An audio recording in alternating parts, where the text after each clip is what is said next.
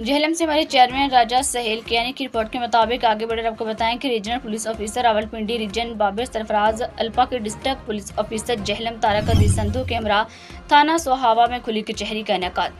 खुली कचहरी में शहरियों की कसीर तादाद ने शिरकत की और आरपीओ रावलपिंडी रीजन ने साइलिन के मसाइल सुने और पब्लिक सर्विस डिलीवरी के मेयार को बेहतरीन बनाने के लिए साइलिन के दरख्वास्तों पर फौरी हल के अहकाम जारी किए।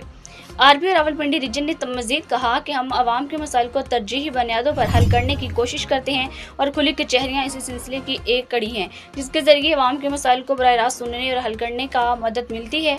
शहरियों ने भी आरपीओ रावलपिंडी की इस कावश को सराहते हुए कहा कि पुलिस की जानब से इस तरह की खुली कचहरियाँ आवाम को बराह रास्त अपनी मुश्किलात पेश करने का मौका फ्राहम करती हैं। आरपीओ रावलपिंडी ने खुली कचहरी में आने वाले शरका को बच्चों और बच्चियों की हरासगी के मुतालिक आगाही फ्राहम करने के लिए मुख्तलिफ तरीकों से ब्रीफिंग दी।